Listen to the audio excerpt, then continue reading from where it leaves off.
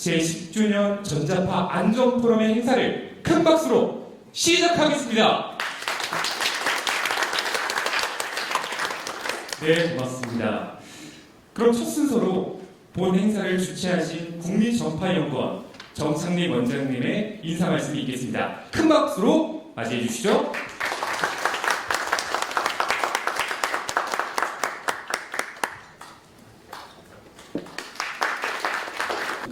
과학기술정보통신부 국립전파연구원 원장 정창민입니다. 10주년 전자파 안전 포럼에서 이렇게 인사를 드리게 돼서 매우 반갑습니다. 먼저 오늘 포럼을 준비해 주신 생활 속 전자파위원회 김남 위원장님과 위원님들께 감사드립니다. 그리고 바쁘신 와중에도 오늘 주제 발표와 토론을 해주실 김남 교수님, 백정기 교수님, 하미나 교수님, 그리고 박에스더 대한어머니회 회장님, 최영도 박사님, 김기회 연구관님과 오늘 이 자리에 함께해 주신 참석자 여러분들께 진심으로 감사하다는 말씀을 드립니다. 전자파 안전 포럼은 일반 국민 여러분들과 전자파 전문가가 함께 모여서 전자파 관련 지식을 공유하고 궁금증을 토론하고 또 전자파에 대한 정보를 전달하고 소통하는 소중한 자리입니다. 잘 아시는 것처럼 데이터와 네트워크, 인공지능이 융합되는 디지털 혁신은 이제 산업, 경제, 사회 전 분야로 널리 확산되고 있고 이에 따라서 전파의 활용도 계속해서 증가하고 있습니다. 전파를 이용하는 무선통신, 스마트 기기, 인공지능, 사물 인터넷 기술은 우리의 일상을 보다 안전하고 편리하게 만들어주고 있습니다. 그러나 한편으로는 이러한 전파 기술의 보급 및 활용 증가와 함께 막연한 불안감이 공존하는 것도 사실입니다. 그래서 전자파 안전성은 우리 모두에게 중요한 주제가 되었습니다. 저희 국립전파연구원은 전파를 잘 활용하기 위한 연구와 관련 제도 정립뿐만이 아니라 전자파 불안감과 우려를 해소하기 위한 노력도 지속적으로 강화하고 있습니다. 금년에도 전자파 안전 인식 확산을 위해서 유관 기관 등과 협력해서 전자파를 체감하고 이해할 수 있는 여러 가지 활동들을 하고 있습니다. 생활 속 전자파 홈페이지와 SNS 등을 활용을 해서 전자파 관련 다양한 정보 제공을 하고 있고 또 초등교육과 연계해서 어린이 전자파 안전교육을 실시하고 있으며 국립과천과학관과 함께 전파가 무엇이고 또 어디에 활용되는지 등 전파에 대한 과학적 이해를 전달하기 위한 전파 교실 특강을 개최하기도 했습니다. 또한 국립중앙과학관과 함께 일반 국민들이 전자파를 확인하고 또 안전성을 공감할 수 있도록 전자파 측정 체험 과정을 운영하기도 했습니다. 앞으로도 저희 국립전파연구원은 전자파에 대한 과학적 인식이 지속적으로 확산될 수 있도록 계층별, 매체별, 또 세대별 활동을 더욱더 강화해 나가도록 하겠습니다. 오늘 포럼을 통해서 평소에 국민 여러분들께서 갖고 계신 전자파에 대한 궁금증과 우려를 해소할 수 있는 소중한 시간이 되시고 또 국민들과 전문가들 간에 다양한 의견을 나누고 또 전자파에 대한 정확한 정보를 제공하는 의미 있는 자리가 되기를 바랍니다. 마지막으로 참석해 주신 모든 분들의 다시 한번 감사드리면서 인사 말씀 마치도록 하겠습니다. 감사합니다. 네, 소중한 말씀해주신 정창민 원장님께 다시 한번 큰 박수 보내주시며 감사드립니다. 처음으로 발표를 진행해 주실 충북대학교 김남 교수님께서는 전자파 안전 포럼을 처음 시작부터 지금까지 위원장님으로 활동하고 계십니다. 그럼 김남 교수님의 10주년 전자파 안전 포럼 이슈 및 성과라는 주제로 발표해 주시겠습니다. 뜨거운 박수. 김남입니다.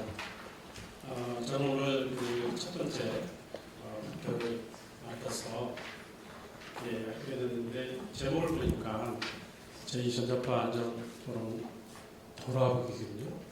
뭘 돌아보려는가 이렇게 오늘 올해가 10주년이 됐더라고요. 그래서 10년간의 저희 안전포럼이 어떤 일을 했나 한번 돌아보면서 제가 발표 시작하겠습니다. 제가 오늘 이렇게 한껏 넥타이도 매고 멋있게 나왔는데 멋진 발표를 한번 해보도록 하겠습니다. 여러분 오늘 이 자리에 왜 오셨는지 또 어떤 마음으로 오셨는지 잘 모르겠습니다만 그래도 뭔가는 전자파에 대한 궁금증, 또 전자파에 대해서 이제 우려하시는 분들, 또 알고 싶은 분들이 오셨을 거예요. 여기 오늘 제가 이제 끝나고 제가 토론회를 가질 텐데 그 토론회는 이제 전문가들끼리 토론도 있고 여러분하고 이렇게 소통도 있습니다. 그래서 같이 한번 우리가 뭐가 궁금하고 뭐가 문제인지도 이렇게 마음을 터놓고 얘기해 보도록 하겠습니다. 혹자는 저희들이 이렇게 과학기술전통부라 또 전파 국립전파연구원에서 주최를 하니까 이것이 어떤 일반적으로 어떤 전자파 안전에 대한 불안감을 해소하기 위해서 안전하다고 홍보하려는 게 아니냐라고 생각할 수도 있지만 누가 전자파가 안전하다고 얘기할 수 있나요? 누가 전문가인가요? 저는 이 분야에 30년 이상 일을 하면서 스스로 저는 전문가라고 얘기합니다. 전문가인 저도 이게 안전하다고 확신할 수 없는데 누가 안전하다고 얘기할 수 있나요? 그러면 우리가 안전하지만 않다는 얘기냐? 또 그건 아니거든요. 그리고 우리가 어느 정도의 위험성을 가지고 우리가 활용할 수 있는지, 또 우리는 어떻게 관리해야 되는지 이런 것들을 토론하는 자리이기 때문에 우리가 한번 오늘도 어떤 이슈를 가지고 할지 한번 보도록 하겠습니다. 저희가 매번 이거를 1년에 한 번 정도 하지만 사실은 1년 동안 준비를 합니다. 올해는 어떤 주제로 할까? 전자파가 워낙 범위가 넓고 또 관심 분야가 많잖아요. 다 할 수가 없습니다. 그래서 이제 저희가 전반적으로 할 때도 있고 좁혀서 할 때도 있고 그래서 여기 보시면 초창기에 가장 크게 이슈가 됐던 거니까 휴대전화인 것 같아요. 지금도 이거는 제일 관심사죠. 그다음에 가전기기. 근데 휴대전화하고 기지고 또 달라요. 휴대전화는 우리가 들고 다니는 디바이스지만 기지고는 서 있는 거고 움직이지도 않아요. 한번 설치되면 오래 있습니다. 매일 아침 내가 깨어서 창문을 열면 바로 앞에 기지국이 보여요. 그럼 신경 쓰이죠. 저도 쓰이는데. 이슈가 다른 이슈예요. 그렇다고 우리가 이동투지 서비스를 받기 위한 겁니다. 이건 설치 안 할 수는 없잖아요. 그래서 기지국의 이슈도 있을 거고. 그래서 쭉 보면 이제 계속 또 반복이 돼요. 이동통신.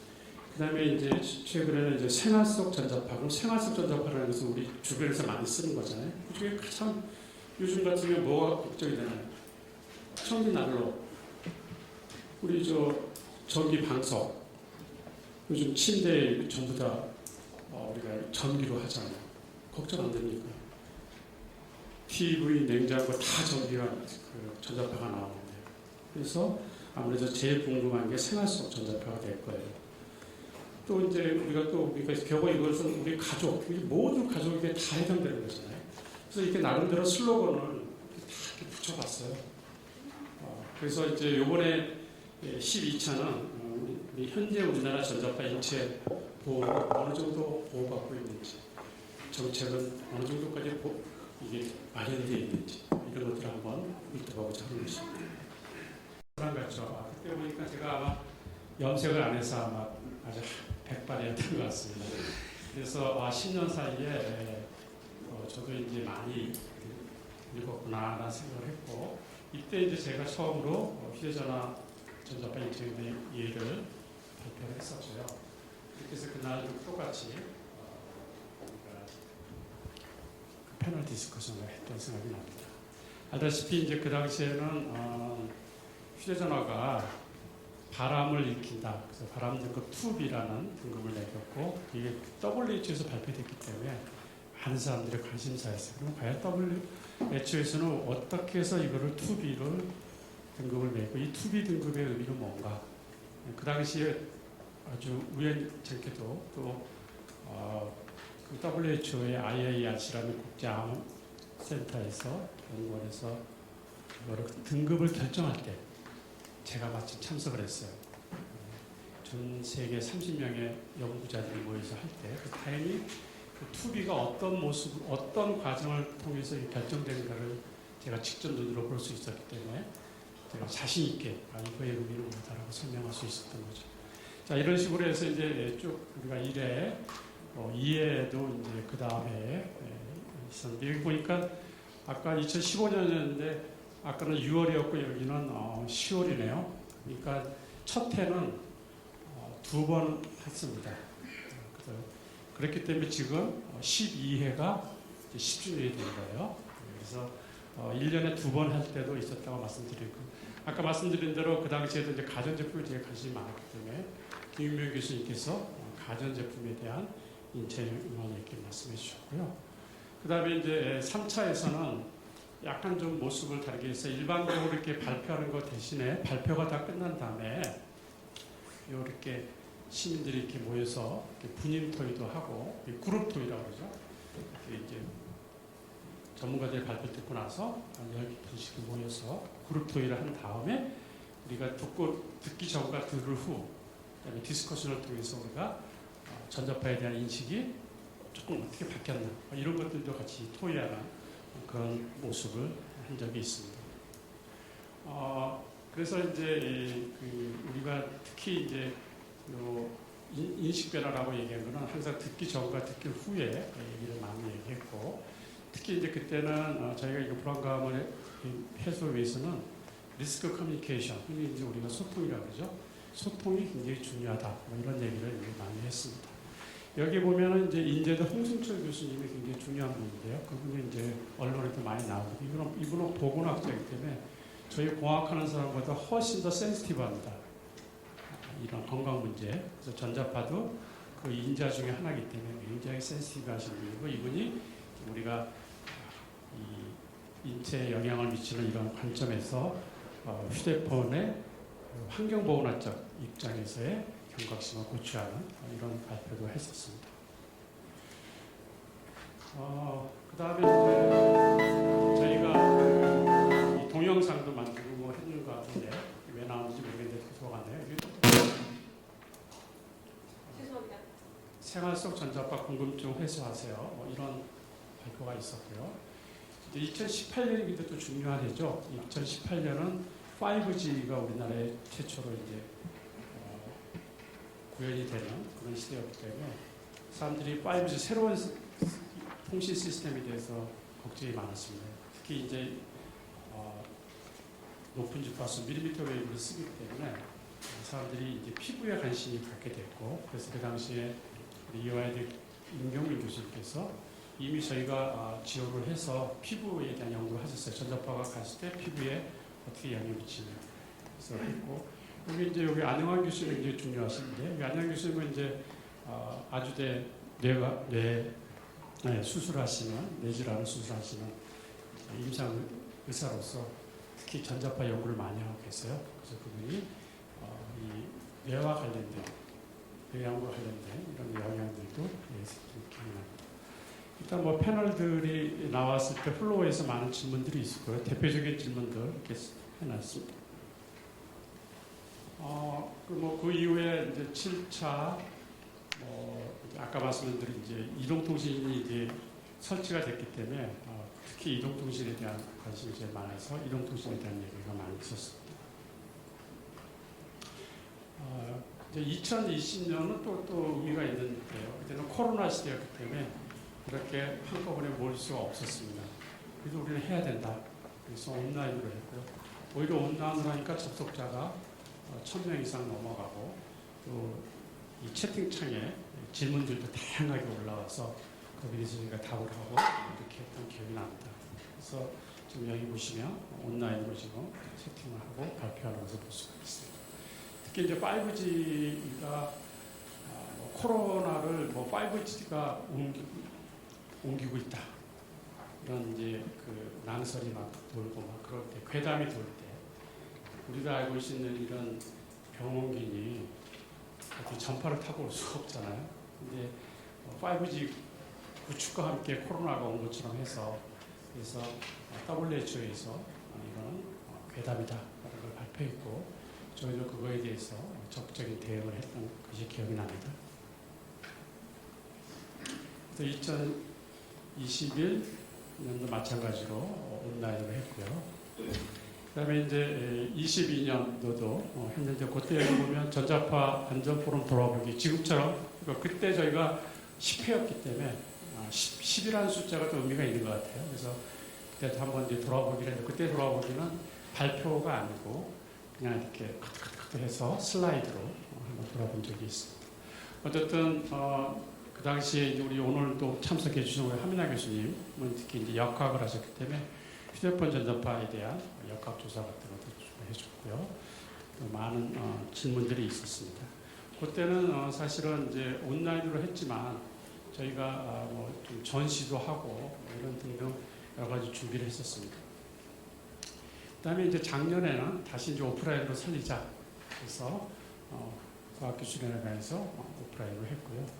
이 생활속 전자파 역학 조서 이 가톨릭대학교 배상학 교수님도 저희가 이제 의사분들을 자꾸 모시는 거는 저희 이제 공학하시는 분들보다도 실제 이제 그 의사분들이 직접 전자파에 대한 연구 결과를 발표하는 게 신뢰성이 있어 보여서 많이 모셨던 걸로 생각됩니다. 그래서 결국 오늘의 말씀입니다. 오늘은 보니까 우리나라 전자파 인체 부부진의 현 주소에서 제가 잠깐 소개를 했고요. 그 다음에 이 두 분의 발표를 끝난 다음에 패널 디스커션을 하도록 하겠습니다. 저희가 그동안 했던 사진들을 보니까 이렇게 성대하게 많은 분들이 다 참석하셨고 이 포럼은 전문가들을 활용해서 시민들과의 소통의 장입니다. 그래서 우리가 온라인으로 오프라인으로 많은 분들을 이렇게 모셔서 했고요. 그래서 항상 100명에서 130명 정도 자리에 모셨고 이건 저희가 미리 사전 예약을 받고 오늘도 이제 140명에서 끊었습니다. 그래서 140분 정도 더 이상 할 수가 없어요. 오셔도. 그래서 저희가 이렇게 아까 말씀드린 대로 이렇게 분임 토의도 하고 여러 가지 이제 방식으로 해서 나름대로 이제 시도를 해봤고요. 아마 7회인가에 보시면 발표가 굉장히 많을 거예요. 그래서 그날은 하루 종일 한 적도 있습니다. 아침 10시부터. 그래서 좋은 장소, 메리어 호텔에서 했었는데요. 그때는 좀 돈을 더 드리고 이제 크게 성대하게 한 적도 있습니다. 이렇게 해서 쭉 했습니다. 자, 제가 어젯밤 또 오늘 아침까지도 자료를 보셨고 아마 여기 발표집은 없을 겁니다. 제 시간이 오늘 20분이죠. 몇 분 남았죠? 지금 21분이니까 몇 분 남았고 10분 남았죠?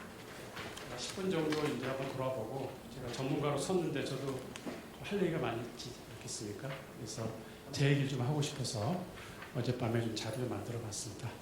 자, 우리가 왜 이렇게 좋은 정보하고 많은 걸 하는데도 제대로 이 전자파가 해결이 안 될까요? 또 인터넷을 치면 저희가 봤을 때는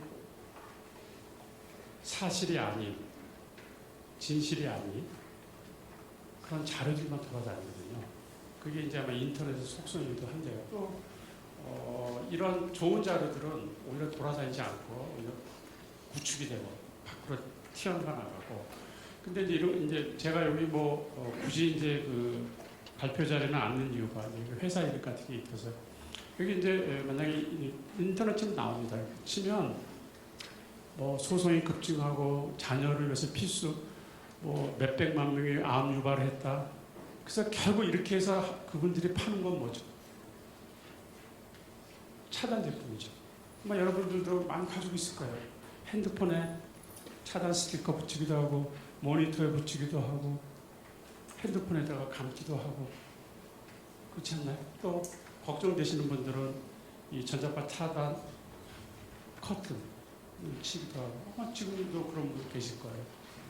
그래서 흔히 병 주고 약 준다고 이렇게 해서 이렇게 파는데 저희가 아까 발표한 자료 혹시 목록을 잠깐 보셨는지 모르겠지만 차단 제품에 대해서 굉장히 많이 발표를 했었어요.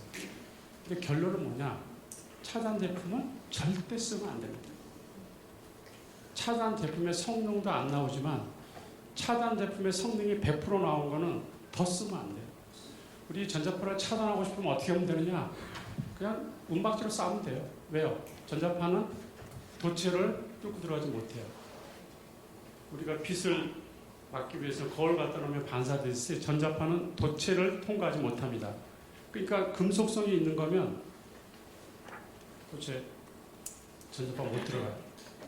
여러분 전자파 걱정되세요? 그럼 도체로 된 모자나 옷을 쓰고 있으면 됩니다. 그래서 핸드폰에다 만약에 도체로 된 만약에 저런 케이스를 씌운다. 그럼 전자파가 안 나갈 거 아니에요. 그럼 통신이 안 되죠. 통신이 안 되면 어떻게 할까요? 안테나가 최대 파워를 쏩니다.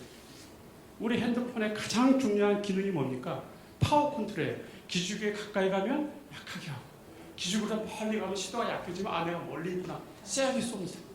그래서 우리가 신호가 약한 데가 어딘가요? 엘리베이터 안, 지하 터널. 그러니까 거기서는 신호가 약하니까 최대로 쏩니다. 그러면서 최대로 쏘면 그 핸드폰에서 가장 많이 노출되는 대상의 사람인 자기 본인은 유저잖아요. 조금만 쏴서 또 통신이 될 수 있었는데 스티커를 잘못해서 쏴가지고 최대로 키운단 말이죠. 그 역설이에요, 역설. 전자파를 막겠다고 차단 커튼을 사요. 이거 커튼 이거 하나 하는데 100만 원 넘어요. 그러면 말 그대로 전자파 100% 차단돼요. 밖에서 들어오는 게 굉장히 약하게 들어오죠. 핸드폰은 어떻게 할까요? 내가 신호가 약하네? 최대로 쏩니다. 역설 아닌가요? 전자파를 막기 위해서 내가 커튼을 쳤는데 내 몸에는 제일 많이 쳤네. 그런 얘기가 제가 하면 논리적으로 맞잖아요. 근데 제 논리보다 여기 광고를 듭니다. 제가 이 회사를 비방할 생각 전혀 없고요. 일단은 들어가서 보시면 이렇게 되어 있는데 저희가 그렇기 때문에 RRA 국립전파연구원이랑 같이 기록을 해서 저희가 이제 녹화를 하고 이게 다 차단 제품들을 우리나라에 팔리고 있는 모든 차단 제품들을 다 차단 제품 굉장히 많아요. 주부들이 쓰는 에이프론도 있고, 그다음에 속옷도 있고. 주부들 같은 경우 특히 어린아이를 가지고 있는 산모님들은 굉장히 예민하거든요. 그런 거 다 이제 의미가 있어요. 제가 없다는 건 아니에요. 차단은 할 수 있어요. 있는데 그것이 오히려 역효과를 낸다고 말씀드리는 거고요. 그런 거에 또 대표적인 게 여기 방송에도 많이 나왔어요. YTN도 나오고 연합뉴스. 여기 아까 얘기했던 주부가 걱정이 됐어요. 그때 여기 굉장히 전자파가 많이 나온다고 해서 이분이 갔다가 커튼을 치니까 하나도 안 들어와요. 이건 말로 그대로 이제 문제가 있다고 해가지고 허용 기준의 100배 이런 것들이 다 어떻게 허용 기준의 100배를 어떻게 크게 나올 수 있겠어요? 그게 말이 안 되는 거를 이렇게 이 언론에 가서 언론사도 검증이 안 된 내용이 이제 되고 방송국에서 했는데 그건 믿어야지. 저희가 보게 되면 방송국의 기자가 그거를 정확하게 알지 못한 가운데서 방송을 해 나가니까 이런 사태가 일어나는 거죠. 그런 등등 이게 많이 있습니다. 제로파. 그래서 이런 등등은 저희가 다 지금 이제 검토해서 리스트를 하고 시정 공고하고 이건 너무 과장 광고고 이거 잘못하면 호도할 수 있다라고 하지만 이거는 상업적으로 자기가 영업을 하는 거기 때문에 정부나 저희 같은 전문가가 컨트롤할 수 있는 게 없어요. 이 회사뿐만 아니라 굉장히 많습니다. 그래서 제가 이제 그런 글을 읽다 보는데 어느 날 제 눈에 딱 띄는 책이 하나 있더라고요. 제목이 뭐였냐면 과학이라는 헛소리. 무슨 말인가? 그러니까 과학이라는 헛소리는 과학인 것처럼 과학적인 것처럼 설명을 해서 그것을 활용하는 그걸 우리는 보통 유사과학이라고 해요. 그건 과학이 아니에요. 우리는 과학의 베이스, 사이언티픽 베이스인 게 좋아하지 않습니까? 근데 과학적인 것처럼 그런 것 중에 이분이 예를 든 게 뭐였느냐? 광우병, 그다음에 이 여러분 그 게르마늄 팔찌, 뭐 육각수, 뭐 이런 것들 진짜 영향이 있나요? 어떻게 육각수가 한동안 육각수를 많이 드셨죠? 그거 아무 근거 없는 어떻게 육각수가 들어가서 그런 수소를 만들고 그래서 그게 몸에 좋고 아니 어떻게 게르마늄 반지를 끼면 모든 피로가 풀립니까? 여러분 그 믿으세요? 여러분은 선인장이 전자파를 막는다고 생각하세요? 어떻게 막나요? 선인장은 삐쭉삐쭉 튀어나와서 전자파가 가다가 무서워서 도망가나요? 네? 근데 다 그렇게 알고 있어요. 여러분 숯, 우리 건강좋다는 황토 이게 전자파를 막아주나요? 어떻게 숯이 전자파를 막아주나요? 껌에서요? 황토, 흙을 좀 무서워하나요? 전자파가? 다 100% 침투하고 아무런 관계없어요. 근데 그게 전자파를 막는 것처럼 제가 20년 전에 이제 저희 어머니 집에 갔더니 열심히 숯을 갖다 놓으셨더라고요. 아, 숯 좋죠. 전자파 막았는데 저도 하나 주시더라고요. 그래서 제가 거기서 얘기 못해 아예 감사합니다 어머니 잘 쓸게요.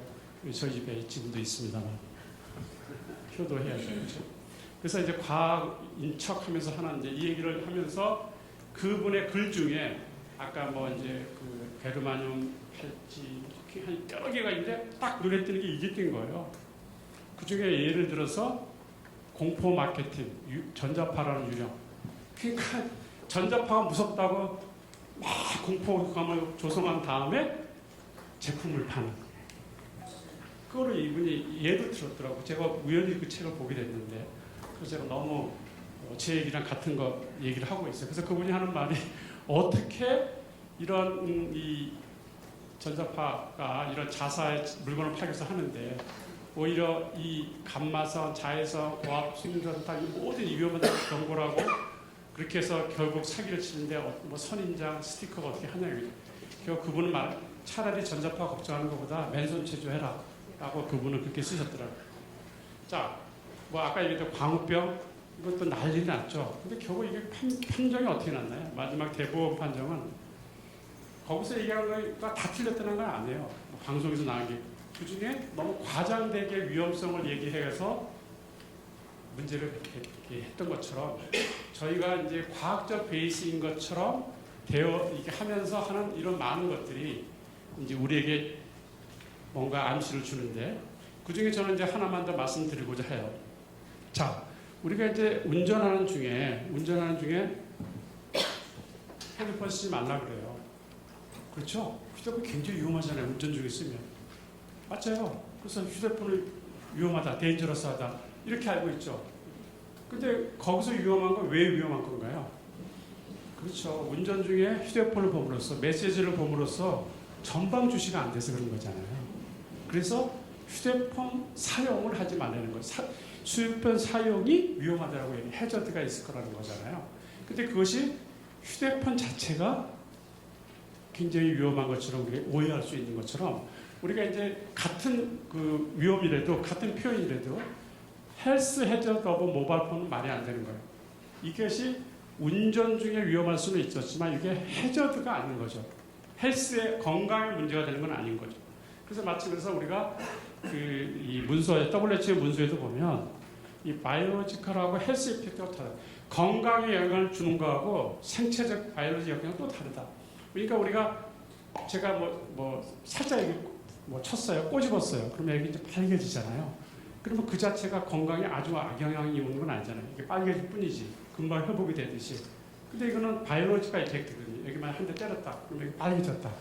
그렇지만 그것이 실제적으로 여러 번 반복돼서 구타하거나 뭐 이게 상처가 나서 헬스에 영향을 주는 것도 다른 문제죠. 그래서 헬스 이펙트와 바이오로지컬 이펙트는 우리가 구별해야 된다라는 것을 말씀드리고 마무리하겠습니다.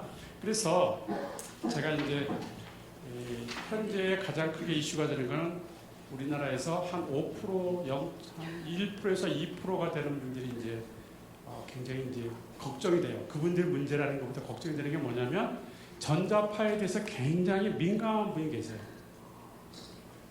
그거는 우리나라만 있는 게 아니고 전 세계가 똑같아요. 그래서 그걸 우리는 EHS라고 해요. 일렉트로마그네틱 전자파에 대한 H, 하이퍼 센시티비티. 굉장히 민감한, 또 어떤 분은 과민성이라고 얘기하는데요. 그런 분들이 많이 계세요.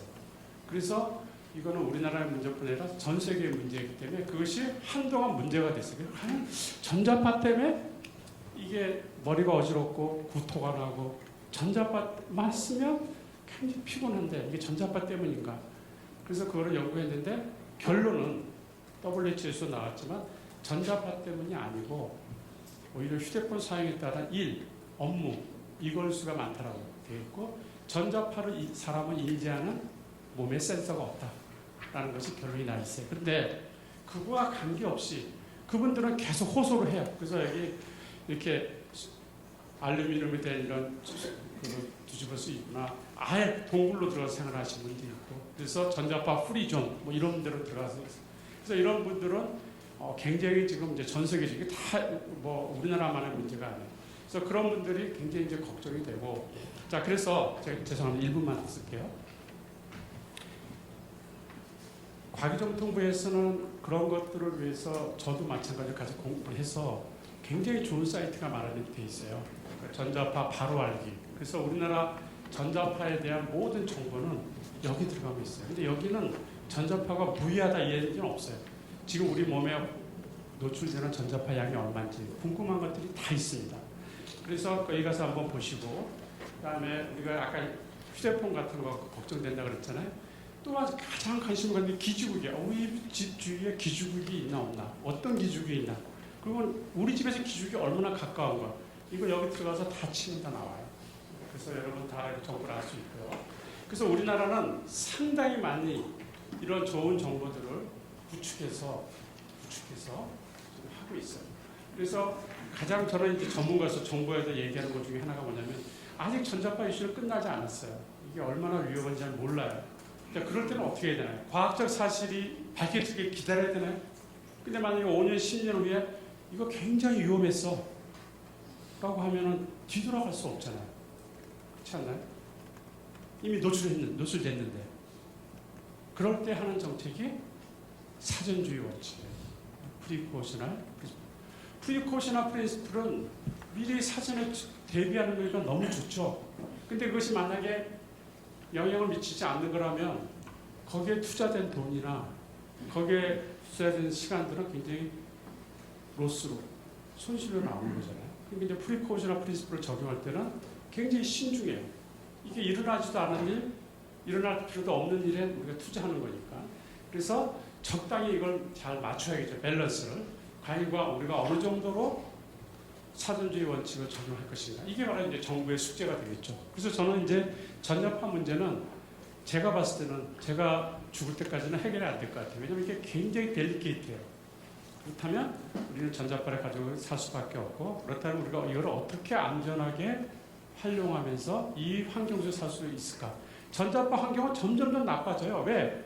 좀 뭐 5G 나왔어요? 6G, 7G 나올 거고 새로운 서비스는 더 많아지죠. 와이파이도 주파수 되게 굉장히 넓어지고 있고 그렇지 않나요?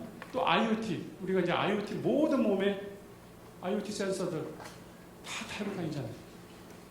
전자파는 더 많이 노출될 수밖에 없어요. 그런 환경에서 우리는 어떻게 해야 될 것인가가 아마 배우기에 문제가 되겠죠. 그래서 제가 하고 싶은 얘기가 많은데 이걸로 마무리하겠습니다. 과연 우리는 제가 이제 어제 밤새 이거 쓴 건데요. 과연 정부의 정책과 제도의 대응은 적절한가? 전자파 이슈를 발생하는 이동통신사나 제조사, 삼성, LG 이런 제조사는 과연 자기들이 사회적 책임을 지고 있는가? 그다음에 우리가 과학적 에비던스를 찾기 위한 연구는 계속 하고 있는가? 저는 아까 오다가도 깜짝 놀랐어요. 엊그저께 국회 예산위에서 지금 예산이 깎이려고 그러는데 어제 그저께 밤에 전자파 인체 영향 연구는 다 삭제가 됐다. 그래가지고 어제 살려내느라고 혼났다. 그러니까 제일 먼저 이거 뭐 굳이 안 해도 되는 거 아니야? 그게 지금 마인드가 문제인 거죠. 그렇잖아요? 이 전자파 연구를 해서 하루아침에 끝나는 게 아닌데 그동안 20년 했는데 왜 지금까지 또 하냐 이런 얘기죠. 그게 20년 만에 끝날 일이면 하죠. 그게 우리나라만의 문제인가요? 전 세계의 문제인데 지금? 그 다음에 저는 가장 크게 리스크 커뮤니케이션을 얘기하고 싶어요. 오늘도 이런 자리예요. 우리가 소통을 하고 국민들이 원하는 게 뭔지 뭘 더 우리를 보호해 주기를 원하는지 그리고 정부가 이런 자리를 굳이 만들어서 듣고자 하는 거예요. 오늘 이 자리가 그런 자리가 됐어요. 그런 자리에서 의미가 있었어요. 할 얘기 많지만 여기서 마치도록 하겠습니다. 경청해 주신 여러분 감사합니다. 네, 고맙습니다. 10년이라는 시간 동안 이 위원장님을 맡아오신 게 정말 끊임없는 이 노력과 열정을 알아볼 수 있는 발표였습니다. 고맙습니다. 다음으로 국립전파연구원 김기회 연구관님께서 전자파 인체 보호 기준 및 제도 개선을 위해 노력하고 계신데요. 이번 포럼의 슬로건이다 주제인 우리나라 전자파 인체 보호 기준이라는 주제로 발표해 주시겠습니다. 뜨거운 박수로 맞이해 주시죠. 안녕하세요. 저는 국립전파연구원에서 전자파로부터 국민들의 건강을 보호하기 위한 연구를 하고 있습니다. 근데 연구라고 하면은 좀 생소하실 텐데 어떤 연구를 하냐, 생체 연구를 하는 그런 건 아니고요.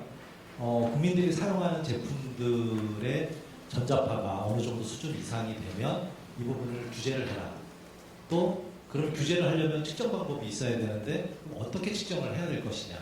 그런 것들을 만들어서 제도화시키고 제조사들로 하여금 강제적으로 측정을 해서 시장에 판매할 수 있도록 하는 그런 제도를 만들고 있습니다.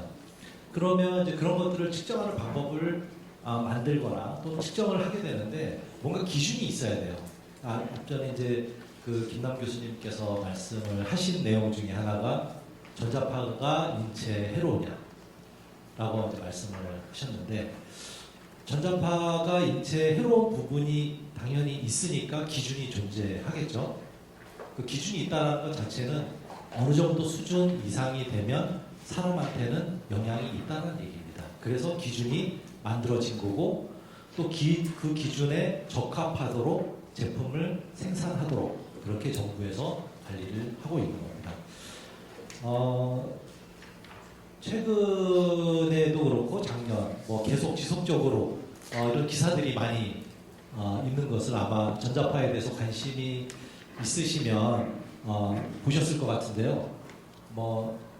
한쪽에서는 전자파가 상당히 많이 나오고 기준을 넘어섰다. 그리고 암을 유발한다. 이런 얘기의 기사가 있습니다. 그리고 또 한쪽에서는 아니다. 괜찮다. 안심하고 써도 된다. 이런 두 가지 서로 상반되는 내용들이 언론에 보도되면 국민들은 진짜 헷갈립니다.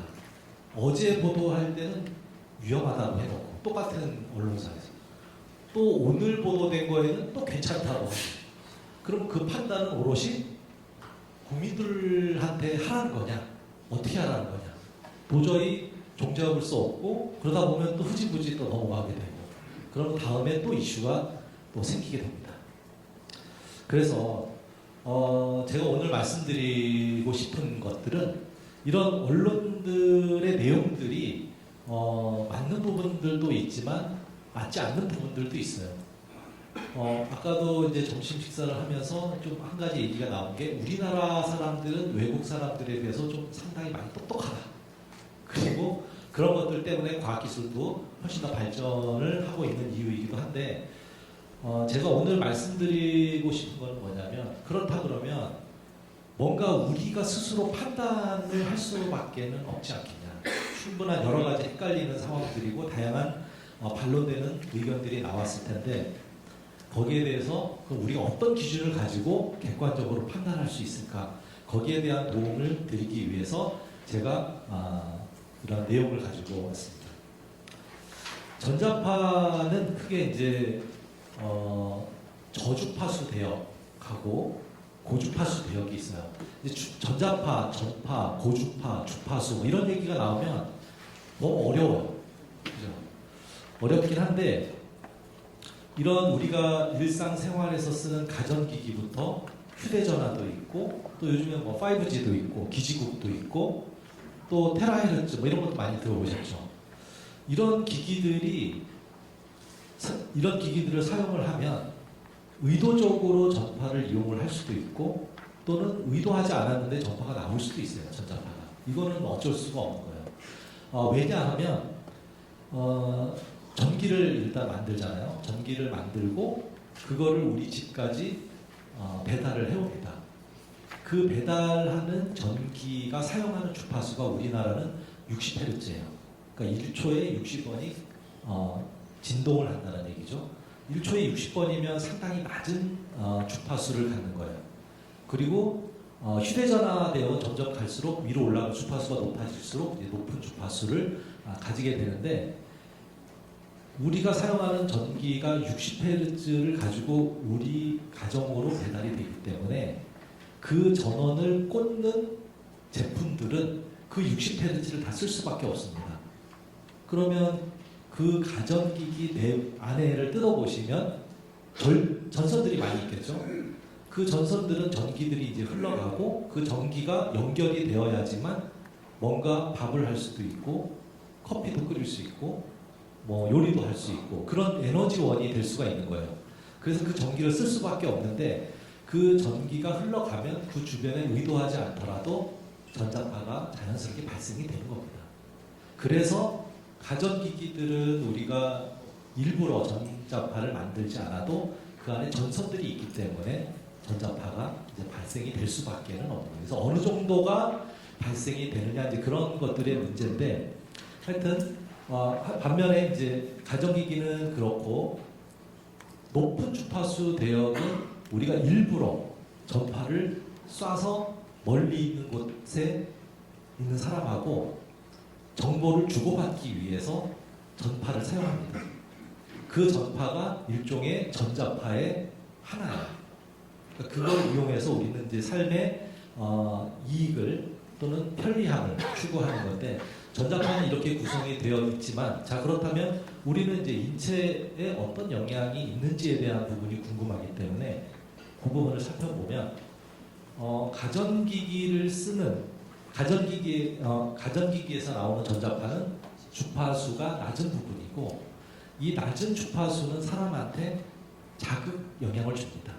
자극 영향을 좀 더 쉽게 정확한 거는 아니지만 뭐 찌릿찌릿한다든지 뭐 그런 걸로 인식을 하시면 돼요. 왜냐하면 아까 그 가전제품 내부의 전선에 전류가 흘러가면서 전자파가 발생이 되잖아요.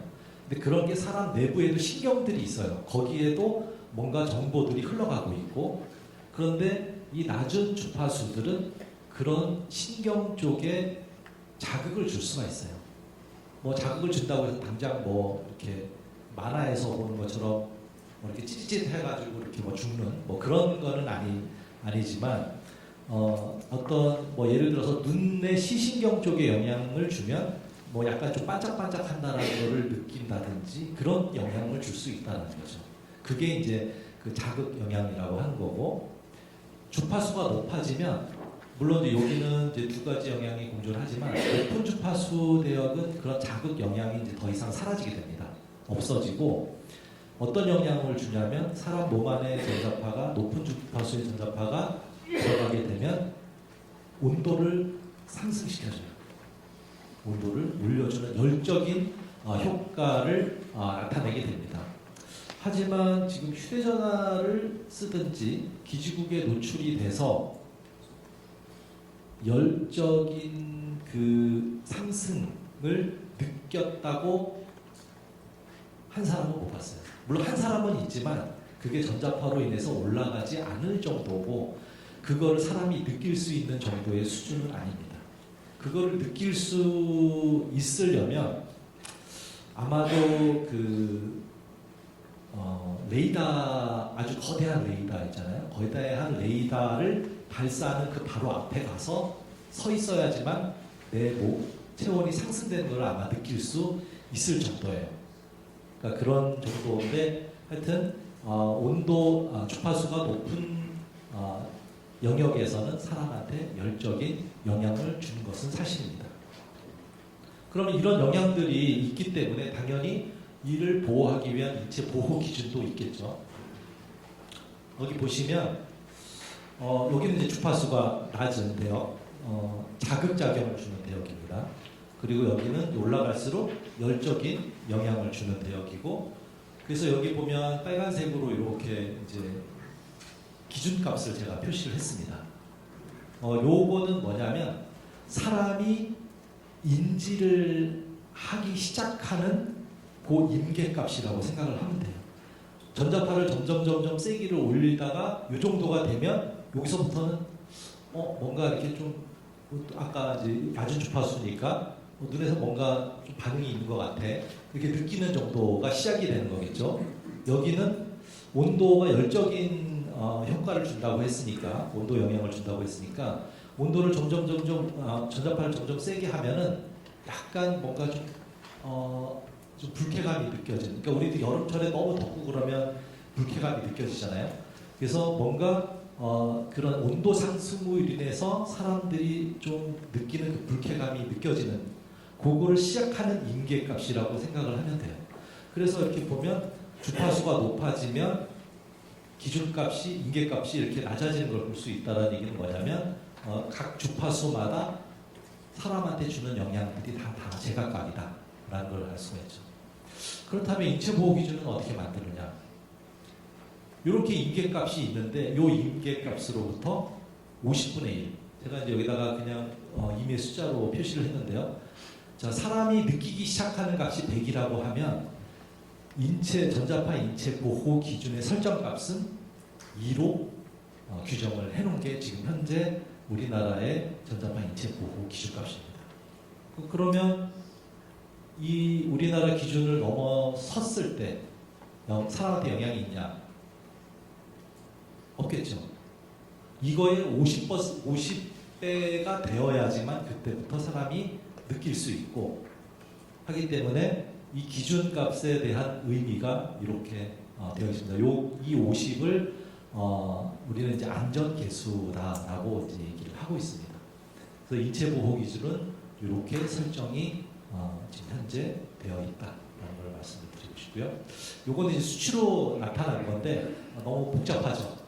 이렇게 좀 왜냐하면 각 주파수마다 그 다양한 그 인체 영향들을 수치화해 놓은 거기 때문에 그 값들이 이렇게 복잡할 수밖에 없습니다. 그래서 이런 부분들이 뭐 전기장, 자기장, 자석밀도, 전력밀도 이런 식으로 해서 기준값들이 만들어져 있기는 하지만 제가 이제 좀 더 나중에 이 부분은 좀 대표적인 값들을 가지고 이제 말씀을 드릴 건데요. 그러면 이 인체 보호 기준을 어떤 근거로 만들 거냐라는 거죠. 언론에서도 뭐 아까 첫 페이지에 제가 보여드린 게 위험하다, 기준을 넘어섰다, 뭐 이런 얘기를 하려면 판단 근거가 있어야 될 거 아니에요. 그 판단 근거가 바로 이 국제 기준입니다. 여기 비전리 전자파, 이제 우리가 흔히 얘기하는 일상생활에서 느끼는 전자파를 비전리 전자파라고 합니다. 비전리라고 하는 거는 전자파를 쐬줘도 이게 이제 원자 핵이고 여기가 주변에 전자가 있는데 이 전자파를 쐬어줘도 이 전자가 바깥으로 튀어나가지 않는 그걸 이제 비전리라고 하거든요. 그 비전리 전자파, 우리가 일상생활에서 노출되는 이 비전리 전자파를 우리 흔히 이제 전자파라고 합니다. 그럼 이 전리 전자파는 뭐냐? 이거는 이제 전자파를 쐬어줬을 때 이 전자가 분리될 수 있을 정도로 에너지가 큰 거예요. 그러니까 이런 것들은 물성이 바뀌고 암이 발생이 되겠죠. 그러니까 이런 것들은 대표적인 게 이제 방사선 같은 거를 우리는 이제 전리 전자파라고 하는데 우리가 이제 지금 오늘 얘기하고 있는 것은 이 비전리 전자파에 대한 휴대전화, 기지국, 가전제품, 일상생활에서 노출되는 그런 전자파들에 대한 부분들은 비전리 전자파다. 그리고 이런 비전리 전자파에 대해서 건강 영향에 대한 기준과 권고를 제공을 하는 것이 ICNIRP라고 하는 국제기구입니다. 이 국제기구의 기준은 우리나라도 처음 기준이 만들어졌을 때 도입을 했고 또 우리나라뿐만 아니라 전 세계 모든 국가들이 다 이 국제 기준을 가지고 채택을 하고 있습니다. 근데 이 ICNIRP 기준을 보면 처음 이제 만들어진 게 1998년도에 만들어졌어요. 1998년도에 만들어졌다는 얘기는 그 이전에 연구된 생체 연구 결과를 가지고 기준을 만들었겠죠. 그렇게 해서 이제 만들어진 겁니다. 근데 이때 만들어진 거는 물론 이제 과학적인 논문이나 근거를 가지고 철저하게 검토를 해서 만들어졌고 대부분의 국가에서 채택을 하고 있습니다. 이때 기준을 보면 지금 우리나라도 이게 98년도 ICNIRP 기준을 2000년도에 도입을 했어요. 아주 다른 나라에 비해서는 상당히 빨리 도입을 해서 적용을 하고 있는 나라 중에 하나인데 가장 대표적인 게 기준값을 제가 이제 말씀드리면 아까 이제 표에 상당히 복잡하게 돼 있었잖아요. 60Hz 가전제품이나 이제 송전설비, 송전탑 같은 그런 데서 나오는 전자파에 대한 기준값이 833mHz입니다. 기준이 너무 높게 설정되어 있는 거 아니냐라고 생각하실 수 있어요. 근데 예를 하나 들어보면 제가 몸무게가 65,000g이거든요. 제 몸무게가 65,000g. 상당히 무겁죠. 65kg 가볍나요? 단위에 따라서 사람이 느끼는 게 다를 수 있습니다. 이게 833mHz, 상당히 높아. 0.8 가우스. 0.8 가우스. 어떻게 생각하세요?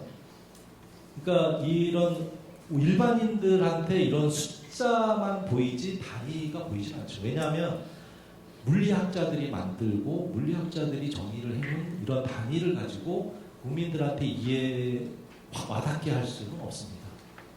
물론 이제 킬로그램이나 그램은 우리가 일상생활에서 많이 사용해 왔기 때문에 다 이제 인식을 하고 있을 뿐인 거지. 가우스니 테슬라, 마이크로 테슬라 이게 도저히 그거에 대해서 모르는데 앞에 숫자는 알거든요. 833. 우리나라 너무 기준이 높아. 그런 착시 현상도 있습니다. 예를 들면 지구 자기장. 지구 자기장이 있어요. 철새들이 집을 떠나서 자기 집으로 가고 계절마다 옮겨 다닐 때 지구 자기장을 감지해서 그걸 따라서 자기 집을 찾아가거든요. 지금 우리나라는 500에서 550 mHz가 지금 현재 여기에 지구 자기장이 있어요. 큰가요? 0.5 가우스 정도 우리 지금 여기 살고 있습니다. 이게 없으면 철새도 다 그냥 죽고 사람도 제대로 생활을 못할 수도 있죠. 그냥 일반적으로 우리는 여기에 이런 자기장에 살고 있는 겁니다. 그러니까 어떤 수치에 대한 인식 이런 것들에 대한 판단 이런 것도 상당히 중요하다라는 거고요. 이때 이제 또 다른 거는 이제 전자파 휴대전화 2.0 와트 퍼 킬로그램. 2.0이라는 건 알고 있는데 와트 퍼 킬로그램도 상당히 좀 생소해요. 잘 모르겠죠. 이거는 쉽게 설명을 드리면 휴대전화를 쓰면 휴대전화에서 당연히 전자파가 나오죠. 나오고 사람 머리 안으로 들어갑니다. 근데 사람 머리 안으로 들어가는데 그러면 어느 공간 안에 얼마큼 들어갔느냐를 측정을 해야 돼요. 그래서 이런 단위를 썼는데 지금 요거를 지금 와트 퍼 킬로그램이라고 표시를 하기는 했지만 정확한 의미는 우리 설탕 중에 큐빅 설탕 있잖아요. 각설탕 그 안에 전자파가 얼만큼 들어갔느냐 그거를 이 전자파 흡수율이라고 합니다. 측정을 또 그렇게 하는 거고요. 근데 이 전자파 흡수율은 아까 측정하기가 상당히 이제 그러니까 이해하시기가 생소하실 것 같은데 아까 제가 주파수가 올라가면 사람한테 어떤 영향을 준다고 열적인 영향을 준다고 했잖아요. 그러면 측정은 어떻게 하면 되겠습니까? 단위 시간당 온도가 얼마 올라갔느냐 그거를 측정하면 됩니다. 그 값이 바로 전자파 흡수율입니다. 단위 시간당 전자파가 얼마나 올라가요. 그거에 해당이 되는 거고요. 그리고 이제 기지국에 대해서는 61 볼트 퍼 미터로 이렇게 되어 있는데 이 기준 중에서 SAR만 빼고 나머지는 지금 현재 우리나라가 적용을 해서 하고 있습니다. 이거는 왜 빼느냐? 우리나라는 기준을 도입할 때 2.0을 안 하고 그때 가장 두 개의 기준이 있었어요. 지금은 하나지만 그때는 2.0하고 미국에서 1.6 와트 퍼 킬로그램 쓰고 있었어요. 그래서 우리나라는 정부에서 좀 가장 엄격한 기준을 도입을 해서 쓰자. 그렇게 해서 1.6을 도입을 했습니다. 지금도 엄격하게 그렇게 1.6을 사용을 하고 있는 상황입니다. 그러다가 아까 ICNIP 국제기구는 1998년도에 만들어졌고 그 이전에 연구된 거 가지고 기준을 만들었는데 98년도에 5G 없었죠. 4G도 없었고 2G도 없었거든요. 그죠? 그러면 이런 새로운 기술들이 나와 있는데 인체 보호 기준도 충분히 연구가 더 많이 됐을 거 아니에요. 그래서 ICNIRP는 그 이후에도 여러 가지 생체 실험 연구들을 동물 실험들을 했어요.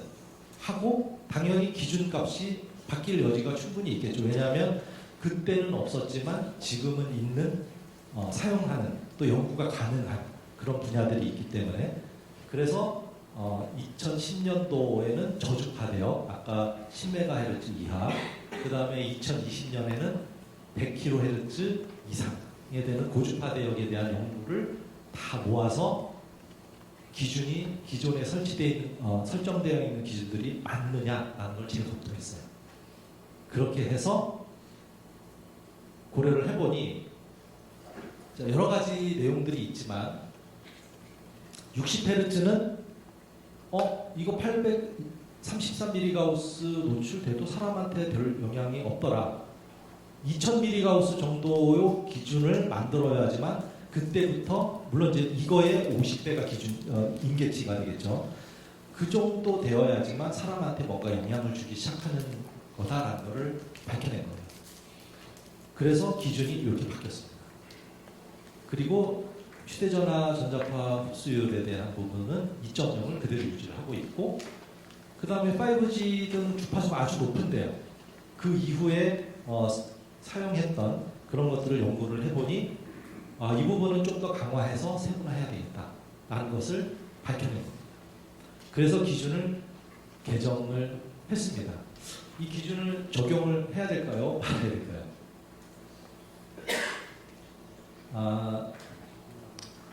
인체보호 기준에 대해서 지금 현재 우리나라는 가장 엄격한 기준으로 관리를 하고 있습니다. 당연히 과학적으로 봤을 때는 ICNIRP가 2010년도, 2020년도에 개정한 기준에 따라서 우리도 그렇게 가는 게 맞아요. 왜냐하면 그 기준들은 다 그런 근거들을 가지고 설정을 해놓은 것이기 때문에. 하지만 우리나라의 이제 언론이나 국민들이 받아들이기에는 좀 약간 거부감이 있을 수 있잖아요. 833에서 2000mHz로 완화시키는 부분, 휴대전화를 1.6에서 2.0으로 완화시키는 부분, 그거는 어느 정도 국민들하고의 공감대가 형성이 되고 난 다음에 그 다음에 도입이 되어야 되지 않을까라는 게 지금 현재 정부에서의 입장이라서 나머지 부분들은 강화되는 부분들이나 세분화되는 부분들은 받아들이되 기존의 그 60Hz와 SAR의 기준은 그대로 엄격하게 유지를 하자라는 게 지금 현재 정부의 입장이라고 보시면 될 것 같습니다. 참고로 전자파 인체 보호기는 기준은 과학기술정보통신부에서 모든 그 300GHz 이하의 주파수에 대해서 기준을 만들고 설정하고 있습니다. 다만 거기서 딱 하나 빠진 게 있어요. 아까 두 번째 페이지에서 유심히 보신 분은 아시겠지만 그 60Hz 중에서도 송전 설비에 대해서는 산업부에서 관리를 하고 있습니다. 그래서 그 부분은 그렇다고 해서 기준값이 다르지는 않아요. 동일한데 그 해당되는 대상 기기의 관리 권한이 어디에 있느냐에 따라서 그게 분리가 돼 있는 것뿐이지 기준값 자체는 동일하게 정부 차원에서는 관리가 되고 있다라는 것을 이해를 해주시면 좋을 것 같습니다. 그래서 요거는 지금 정부가 이렇게 전자파에 대해서 어떻게 제도를 만들고 관리를 해오고 있는지를 얘기를 해주고 있는 거고요. 참고를 하시면 될 것 같고요. 자, 그러면 WHO는 어떤 입장이냐? WHO는 전자파 인체 보호 기준을 만드는 데가 아닙니다. 언론에 보시면 WHO 기준에 따라서 WHO 기준의 몇 배 뭐 이런 얘기 많이 듣잖아요. WHO는 기준이 없어요. 기준을 만드는 데는 아까 ICNIRP고 WHO는 이 ICNIRP의 기준을 따라라 라는 게 공식적인 입장입니다. 그리고 두 번째, ICNIRP에서 국제 기준을 과학적 근거로 만들어 놨는데 각 국가에서 별도로 아무 근거도 없는 임의의 낮은 기준을 채택하지 말아라 라는 게 WHO의 공식적인 입장이고 권고 사항입니다. 그래서 요거는 뭐 최근 9월달에 뭐 휴대전화 전자파와 뇌암 백혈병, 뇌질환 발병 간에 관계가 없다라는 뭐 그런 보도 기사는 아마 보셨을 거는 같은데, 하여튼 WHO에서는 기준이 없다라는 거고. 그리고 이제 제가 지금까지 이제 기준에 대해서 이제 말씀을 드렸습니다. 그러면 이제 어느 정도 인체 보호 기준에 대해서는 되신 것 같아요. 근데 언론에서 보시고 불안해가지고 그 인터넷에서 그 전자파 측정하는 기기를 사신 분 혹시 있으실까요? 한번 측정해 보신 분. 아마 좀 있으신데 쑥스러워서 안 되신 것 같은데 아마 다 해보셨을 것 같아요. 제가 뭐 다른 건 아니고 그냥 비전문가가 측정을 하면 얼마나 위험한지, 판단의 오류가 얼마나 많이 발생이 되는지를 한번 동영상으로 보여드리고 싶어서 제가 이거를 했는데 이걸 좀 잠깐 틀어주겠습니다.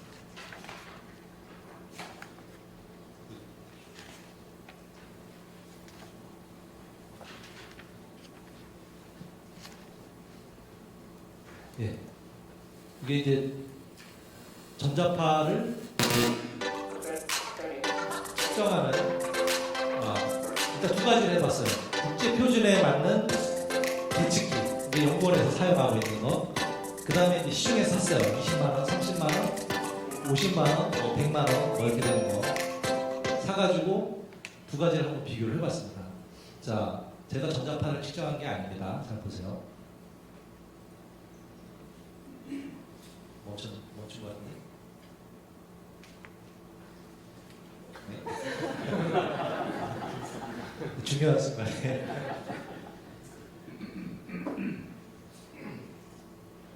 동영상을 틀어주셔도 돼요.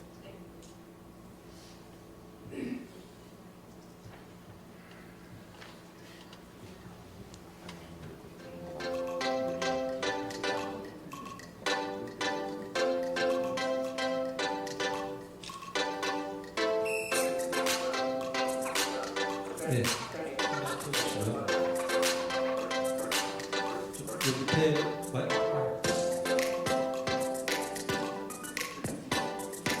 움직이지 마시고. 네. 그래서 두 가지 연구원에 가지고 있는 거, 그다음 인터넷으로 이제 구입한 거 두 가지 가지고 했습니다. 가위가 전자파를 발생시키지는 않죠? 자, 가위 그냥 흔들어 봤어요. 값이 아주 상당히 적게 나왔는데 얼마 나오죠? 200mAh. 여기 지금 찍힌 게 200mAh까지 올라가는 거죠. 여기는 1%, 2%. 가위에서 전자파 나오는 거 아시나요 혹시? 가위에서 꺼주시고.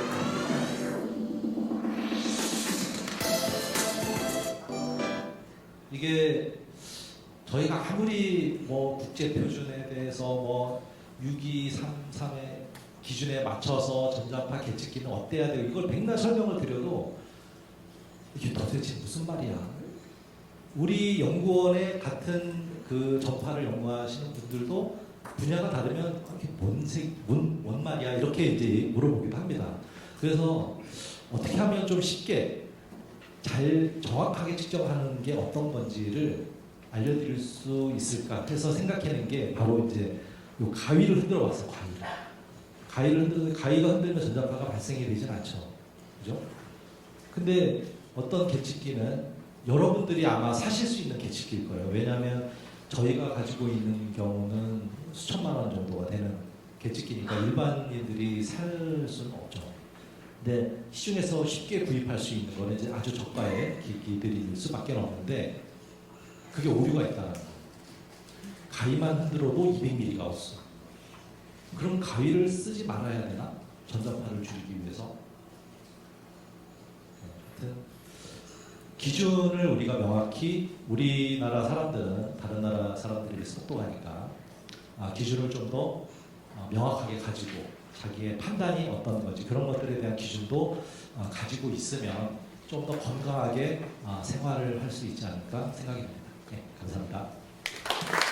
전자파 인쇄로 기준에 대해서 알기 쉽게 설명해 주신 김기희 연구관님께 다시 한번 감사 말씀드립니다. 다음으로는 한국전자통신연구원 박사님이시자 한국전자파학회 전자기장과 생체관계연구회 최영도 위원장님께서 디지털 융복합시설 전자파라는 주제로 발표해 주시겠습니다. 큰 박수 부탁드립니다. 우리 사회자님이 너무 씩씩하게 발표를 해주셨는데요.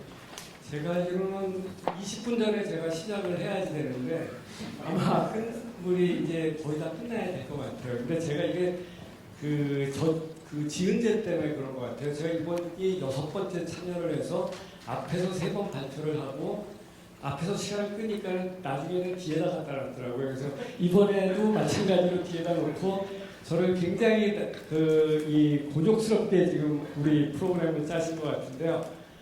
제가 오늘 발표드릴 내용이 그렇게 복잡한 게 아니에요. 그리고 제가 오늘 여러분들 쭉 보니까 너 발표하는 것보다 좀 있다가 궁금한 거 물어보는 게 훨씬 더 좋겠어 하는 그 표정들이 쫙 보여요. 그래서 제가 길어야 10분, 짧으면 7분 만에 끝내려고 합니다. 근데 꼭 필요한 것만 여러분들에게 말씀을 드리도록 하겠습니다. 뭐 이렇게 되고요. 그리고 제 발표 자료는 그냥 책 보셔도 다 이해할 수 있어요. 굳이 네가 왜 여기 와서 발표하냐 이렇게 할 수도 있기 때문에. 근데 이거를 조금 얘기를 해드리고 싶어요. 저희 전자파 학회에서 2년에 한 번씩 저희들이 인식조사를 해요. 그래가지고 쭉 조사를 했는데 2021년도에 19년부터 2021년도에 줄었죠. 그게 왜 줄었을까요? 전자파에 대해서 우리 국립전파연구원에서 열심히 여러분들한테 알려주셔서 그 인식도가 줄어들었다 생각하시는 분 하나도 없네. 좀 노력하셔야 될 것 같습니다. 두 번째, 코로나 때문에 줄어들었다. 왜냐하면 모든 사회적 이슈가 코로나에 묻혀가지고는 더 이상 전자파 얘기를 꺼낼 수 없는 시절이었다. 19년, 20년, 21년, 22년. 그때 우리 마스크 쓰고 했잖아요. 그것 때문에 그렇다. 그래도 있네요. 근데 그러면 궁금한 게 23년도잖아요. 23년도가 만일 코로나 끝나고 팬데믹 다 끝난 상태. 그죠? 근데 그때 과연 23년도에 어떻게 됐을까? 그러면은 두 가지겠죠. 올라가면은 코로나 영향, 내려가면은 국립전파연구원에서 잘했다. 이게 될 거예요. 그죠? 그래서 제가 여기다가 발표하게 표시를 안 해놓은 게 2023년도에 저희가 동일하게 조사를 했더니 68.3%로 떨어졌어요. 그러면 역시 우리가 잘 여러분들한테 설명을 해서 전자파 인체에 대해서 그나마 조금 안심하게 살아갈 수 있도록 그런 환경을 만들었다. 이렇게 볼 수가 있고요. 옆에 이제 민원에 대한 것들을 저희가 분석을 했는데 이건 그 한국전파진흥협회에서 매년 그 민원을 나가는 횟수를 다 카운팅한 거예요. 근데 이거하고 이 인식조사하고 달리 19년도에 팍 올라갔죠. 왜 올라갔을까요? 5G 때문에요. 그래서 저희가 그때를 시점으로 해가지고는 포럼에서도 5G를 집중적으로 알려드리게 됐어요. 5G에 대한 전자파 영향. 그래서 아까 김남 교수님께서 WHO에서도 그 디펜스를 했듯이 코로나가 전자파를 전파한다. 그런 황당한 이야기가 들었을 때 우리가 적극적으로 막았다라는 그런 부분들이에요. 그러니까 과도한 불안감을 조성하는 그런 일반 언론적인 부분, 그러니까 그게 일반 언론에서 발표되는 게 아니고 인터넷상에서 떠도는 것들이 여러분들이 갔을 때 훨씬 더 위험함을 많이 느끼더라라는 것들이 여러분들이 인지를 하시고요. 이런 자리에 오셔서 궁금한 거 과감하게 얘기하는 거예요. 물어보시고 나는 이렇게 생각하는데 어떻게 생각하십니까? 라고 물어봤을 때 그 과정에서 우리가 조금 더 안전하게 편안한 가운데 생활을 하실 수 있을 그런 계기를 만드는 자리라고 생각을 하시면 됩니다. 물론 이런 자리가 인터넷상으로 막 해가지고는 많은 분들이 참여하면 훨씬 더 좋겠지만 그렇지 못한 점이 저희가 항상 안타깝게 생각하는 부분입니다. 그러면 이제 융복합 시설도 여러 가지가 있는데 지금 제일 많이 떠오르는 게 데이터 센터예요. 데이터 센터의 전자파가 어떠냐? 그것 때문에 우리 나와서 이제 지자체하고 막 일반 시민단체에서도 거부하고 그 다음에 일반 시민들이 우리 주변에 데이터 센터 세우는 거를 허가하지 않겠어. 우리 애들을 위해서 이렇게 계속적으로 지금 이슈화가 되고 있는 그런 부분들에 대해서 제가 오늘 좀 얘기를 드리고 측정 결과도 말씀을 드리려고 했습니다. 근데 이 결과들은 지금 그리고 우리나라에서 지금 몇 개가 이게 세워졌냐라고 했을 때 약 지금 2023년까지 202개 정도의 데이터 센터가 세워졌고요. 아직도 계속적으로 세워질 예정으로 있습니다. 근데 이게 해외 양상하고 저희하고 양상이 틀려요. 해외에서는 전자파 문제 때문에 이슈가 걸어가지고 막 반대하는 게 아니에요. 거기서는 환경적인 요소 때문에 그 다음에 과도한 전력을 사용을 하게 되고 또 거기에 들어가는 물에 대한 영향, 식수 이런 부분들에 따른 결핍 부분들이 발생을 할 수 있다라는 그런 생각 때문에 반대를 하는 거지 우리나라 같이 전자파에 대해서 막 이슈가 거는 건 아니다라는 겁니다. 그래서 전자파 문제에 대해서 그럼 실제 얼마나 나오는데 전자파에 대해서 이렇게 우리가 문제를 고민을 해야 될까라는 부분에서 잠깐 저희가 측정 결과를 말씀을 드리려고 합니다. 근데 아까 지금 방금 우리 김계 연구관님께서 측정하는 방법이 중요하고 측정 도구가 매우 중요하다라고 했습니다. 그러니까 일반 장비를 가지고 측정하는 것이 아니라 국제 표준에 의해서 거기에 또 맞는 주파수에 해당하는 장비를 가지고 측정을 해야 된다는 게 가장 중요한 부분입니다. 그래서 측정 절차도 그냥 아무나 넣고 이렇게 가서 측정하는 거 아니에요. 그리고 갔다가 더 여기가 세다고 해서 척 붙여서 하는 것도 아니고 실생활에서 사용하는 모든 동작 조건을 맞춰가지고는 측정 방법이 만들어진다라고 이렇게 보시면 되겠습니다. 그래서 측정을 했어요. 우리 여기 지금 이번 행사에 주최하신 미래전파연구원에서 이거 제가 하는 게 아니에요. 왜냐하면 저희들은 검증을 하지 실제 다른 분들이 이제 제3자 측정을 하고 검증은 우리 전문가들이 검증을 해서 이 데이터가 맞다라고 해줬을 때 비로소 발표가 되는 거거든요. 그래서 이게 여러 기관에서 같이 협조를 해가지고는 측정을 해본 결과 현재 인체 보호 기준보다는 상당히 아까 몇이라고 했죠? 833mgauss. 근데 최고로 나오는 지점은 억지로 찾았어요. 억지로 찾아가지고는 측정을 해본 결과 13mgauss 정도밖에 안 나온다라는 이 결론을 얻었는데 과연 이 데이터는 항상 그러냐? 그렇지가 않다라는 겁니다. 거기에 들어가는 전력량에 따라서도 달라지고 위치에 따라서도 달라지기 때문에 그거는 측정자들의 어떤 성실성을 가지고 정밀하게 측정을 해야 된다라고 여러분들이 이해하시면 될 것 같고요. 그럼 과연 뭘 해야 되느냐? 제가 이제 여기다 얘기하는 건 전자파 위험분화 정착을 위해서. 그러니까 아까도 선생님도 말씀하시고 그 다음에 연구관님도 말씀하셨어요. 전자파는 위험하기 때문에 인체보호기준을 만들어서 관리를 합니다. 그러면 마냥 위험하게 우리가 걱정하면서 살아가야 되느냐? 아니다라는 겁니다. 같이 협조하면서 잘 얘들 키우면서 잘 다스리면서 살아가는 게 제일 중요하다라는 거죠. 그래서 저희가 각각의 역할이 있다라는 거예요. 정부의 역할, 시민단체 역할, 그리고 또 저희 전문가들의 역할들이 각각 있다라는 것을 여러분들한테 알려드리고 싶어요. 정부는 가장 과학적인 기반으로 인체보호 계획을 수립해야 한다. 두 번째, 시민단체분들은 문제 제기를 해야 돼요. 자꾸 문제 있다고 가만히 계시면 안 돼요. 모니터링해서 문제 제기하고 그럼 문제 있나? 그럼 누가 전문가들이 가서 확인하고 위험성에 대한 평가를 해서 그래도 여기는 안전합니다 라고 했을 때 그걸 가지고 정부가 제도화시켜가지고 운영을 해야지 되는 거죠. 그럼 어떤 방법으로 하는 게 좋으냐? 2, 3, 4번이에요. 이해소통 채널을 만들고 또 그리고 가장 최신의 가장 올바른 정보를 전문가들이 제공을 해야지 되고 그러기 위해서 또 중요한 것이 언론의 역할도 중요하고 또 이것을 전달하는 전달자의 역할도 굉장히 중요합니다. 커뮤니케이터. 그러니까 각 기관에서 아무나 나와서 떠드는 것이 아니라 정제된 얘기를 가지고 교육받은 사람들이 전달할 수 있는 그 전달 체계를 만드는 것이 가장 중요하다고 생각하고요. 요게 이제 저희들 이제 뭐 이렇게 준비를 해서 여태까지 쭉 해왔던 부분들인데 저희 학회에서는 www.emf.or.kr에 들어가면 전파연구원에서 또 다른 관점에서 저희들이 들여다보는 그런 부분들이 여기 포함되어 있다는 것을 여러분들이 이해를 하시고 보시면 되겠습니다. 마지막으로 제가 이 시간에 이걸 갖고 굉장히 많이 여러분들하고 소통하려고 했는데 제 시간이 지금 없기 때문에 이걸 한번 보세요. 이게 협법 문제인데 A가 B에게 전자파를 쏘았을 때 B가 이를 피하기 위해서 옆 사람을 확 밀었어요. 전자파 쪽으로. 그랬을 때 어떤 책임이 있느냐, 형사적인 책임이 있느냐라고 했을 때 1번 무죄다. 2번 전자파가 약한 줄 알고 재미로 밀었는데 세지 않으면 무죄다. 그리고 폭행 또는 상해죄다. 그리고 전자파 세계에 따라 유무죄가 갈린다. 답이 없다. 뭐 같아요? 한 분만 답변해 주시면 좋고. 어려워요 너무?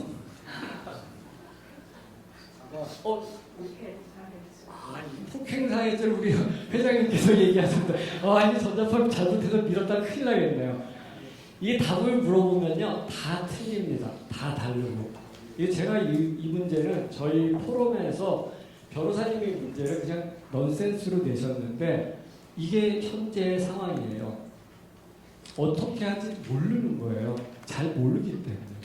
그러니까 누구나 어떤 답을 낼 수 있다는 게 전자파가 갖고 있는 이슈 문제 중에 하나라고 생각하시면 됩니다. 그래서 상황에 따라서 물론 여기서 보면 센 전자파를 갖다 밀어가지고 얼굴 같이 밀면 그건 잘못하면 상해죄도 될 수가 있겠죠. 예를 들면 레이더 시설에다 밀면 이렇듯이 전자파 문제에 대해서는 조금 더 다각적으로 접근을 해야 된다라고 말씀을 드리고 제 발표를 마치도록 하겠습니다. 감사합니다. 네, 고맙습니다.